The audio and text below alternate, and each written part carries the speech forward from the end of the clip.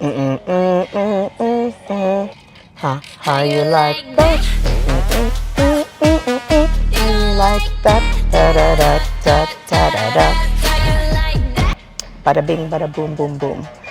You know, I discovered K-pop and Blackpink when I was unwell. Was it 2 weeks ago? I know I'm very late to the game. I know. Somehow it came on my algorithm, I think when it was big like 6 years ago. I didn't pay any attention. And then I discovered this bop by Blackpink, so I'm catching up now. When it's out of my system, it'll be out of my system. Today was a very profound day. It's Friday, and this morning on Fixing the Nation, we had several powerful moments, I have to say. It's one of the few times we've been able to shift focus on a fixer who's shedding light in a positive way. Telvin's story, and you can find it across social media. He's a matatu attendant for audiophile, Nganyaza Rongai. I know I have that right because he said it a few times. And what happened is Viola, who was a passenger, posted this story on her page and said, you know, today I was taking my ride and then I felt sick. She talks about how she was struggling to breathe. What happened next, I think, is what people don't expect to happen in a mat or public transport, or usually I think public opinion is what happened next is rare. Because not only did Telvin open the window for her and then eventually, after seeing her situation get from bad to worse, had the passenger step in to help the driver, and they were able to take her to hospital. So immediately I knocked the vehicle and told the driver, no, there's someone who is not feeling well and we need to take her to hospital. And she can't be able to manage to get to Rongai. Mm-hmm. So the nearest hospital is just here behind. So the driver had to reverse the vehicle. He reversed the vehicle. I am also grateful to all the passengers who were in the vehicle because they never complained. They understood the situation. We took her to the hospital, to the emergency wing. My other colleagues helped me carry her. We took her, she was attended to. But now when she was being attended, I looked at her and noticed I can't leave her here. The full story is online, so I don't want to belabor it, but long story short, took her to hospital and she was actually able to get medical attention for something that she was genuinely struggling with. He then reunited with her and went to check on her in hospital. Nation media covered the story, went to hospital to find them reuniting. And, you know, we thought, why don't we bring him? Because what a beautiful story. What a rare story about, you know that quote, not all heroes wear capes? Not all heroes wear capes. Every day they're among us. They're the Telvins, they're the person who decides to step in and help you if you're having an issue. The supermarket attendant who gives you a smile and wishes you a good day. They are the askari who make sure that you feel safe and secure. The nanny, the partner, the friend, the sibling, the parent, whoever it is, it's somebody who pours into you when you least expect it. Some might say for loved ones, yes, we expect them to pour into us. So really in this case, it's the people who pour into you and don't even expect anything in return. What we learnt about Telvin when we interviewed him today, first of all, alitusalimia hivi. You know the way the gentleman's handshake, and he's holding himself like this and saying hello. Very polite, very wide smile. And I remember, I think it was Eric who was like, who raised you?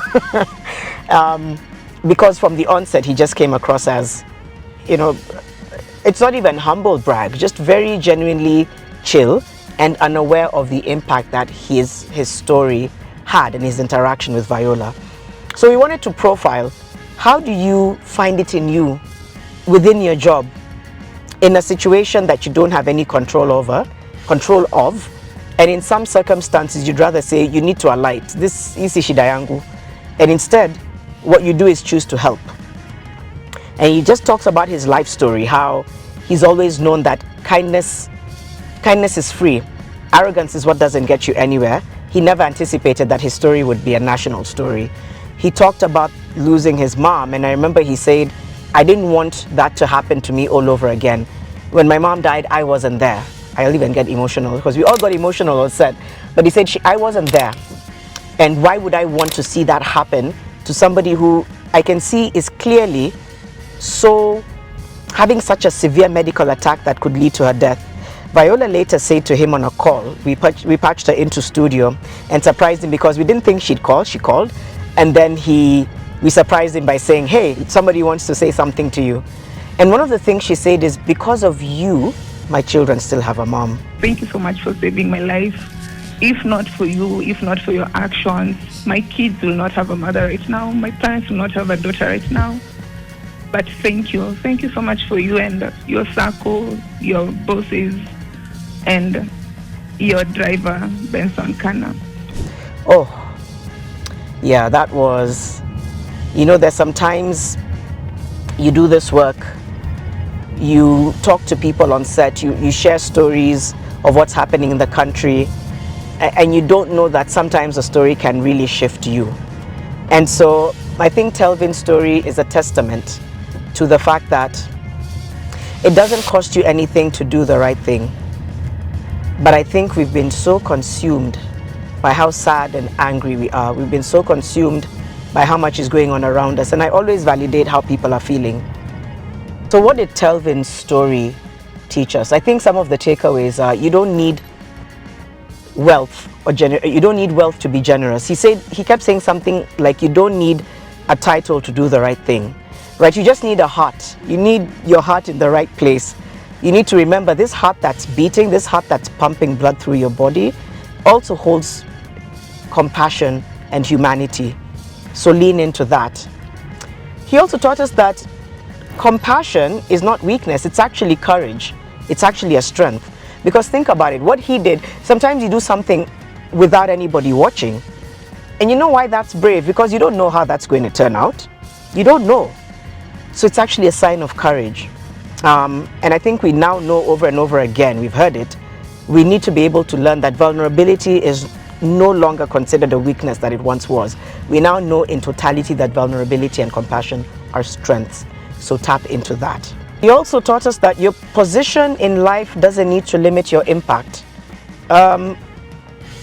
Kelvin is somebody who his daily job is being an attendant, right, in the audiophile Nganya. Did that limit him? No. His dream is to do law. Who knows? It may come true. He wasn't able to go past his Form 4. He got a C+, and he wanted to study law. And I think he said the desire is still there. And by the way, he has gotten such an outpouring of support. People are offering to house him, to make sure that his rent is paid. People are offering to send him on a trip, and it's still going. So I think at some point we'll come back and do what happened after. Because all over the feeds for Nation Media, TV, NFM, social media, you'll see under the comment section, a lot of people want to reach out to him. So there's a book by Robin Sharma called The Leader who didn't have a title. And I think going back to those basic humanity is what he has reminded us. And I think that's why his story moved people to tears. It moved all of us in studio to tears. His tears moved us to tears. Viola's tears moved us to tears. And a lot of people in the comment section were saying, all we did today is cry in the office because we were so touched by it. So I think what he did is he reminded us that despite what's happening around us, despite the fact that we're living in a time when there's so much to be frustrated about, valid, but we still need to tap into the humanity that allows us to remember, while we're still on this earth, breathing, living, we can do the right thing and we can be kind. Okay, so what next? So what can we do? How can we emulate what Telvin did in our day-to-day lives? Start where you are. You don't need a platform to exercise your kindness and generosity, and you don't need to wait for a massive moment. So just start where you are, number one. Number two is to challenge this culture of indifference. Like in Nairobi, everybody is for themselves. We're very indifferent. We've seen more and more when things are happening to people in broad daylight, folks are just passing. You can see somebody is being hurt or robbed. We need to challenge that culture. It wasn't always like that. We know that in the past, actually, the crowd would come to your help. And now it almost seems like the crowd would rather move on with their lives because, again, mawazo, too much to think about, too much on our plates, too much to do. We have to challenge that culture, and I think that's what he made us do. He made us challenge it. He said, I could be indifferent and say, this is not my problem, but instead I'm going to challenge the culture of indifference and say, as long as I'm somewhere that I can lend some assistance with what I have where I am, I will. So I think that's another thing that he's taught us that we can do where we are.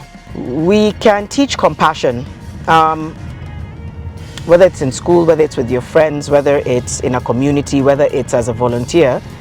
Whenever you're working in spaces where there's impact, you're also extending a lesson in compassion. So you can be a part of that. And then you can uplift people like Telvin. And like I said, a lot of people have mobilized to uplift him. And there are so many others. Can we highlight them? Do you guys know of other Telvins? People who did not expect their story to go viral, were not looking for attention. People who just by their very nature extend kindness. I also like protecting people like that. Like extend kindness, but also look out for you, like pour into you. So let's share their stories and shed a spotlight on people like that, because if we can have many more, I really think it can begin to shift and heal society. Compassion heals. It's like massaging society. And I think we've never needed it more now. And I think that's why his story was so moving. I think one of the most powerful things about Telvin is that his story didn't come from a place of privilege, it came from a place of humility. So maybe you can be someone's Telvin today. Hopefully somebody will be yours. We gave him a standing ovation at the end of the show. Some people might argue and say, he was even saying some people are thinking, there's a reason behind this story. You're trying to come up with different reasons and variations why this was highlighted. No, that's how paranoid we've become, that you can't even run a story about compassion and heroism without it being questioned. Don't buy into that narrative. You can extend grace where possible, and hopefully the same will be extended to you. Yeah, it's official with Janet Mbugua. Fixing the Nation is every day, 6 a.m. to 10 a.m. on NTV, Nation FM as well on radio and across social media. And this last week has been very interesting. Friday we had the Muturi tapes where the former AG came undone on an interview. Mariam and I hosted him. Eric was unwell that day. And he ended up, again, the story is online, but I think it was very impactful in that he made some pretty jaw-dropping allegations against President William Ruto, and it formed the dailies that weekend. It was front page news. And then to kind of end the week on this high with Telvin's story. So join us, our community of fixers, that's what we like to call you guys. 6 a.m. to 10 a.m. every day. Tukutane pale, and as always, every day right here on It's Official with Janet Mbugua. Be someone's Telvin today.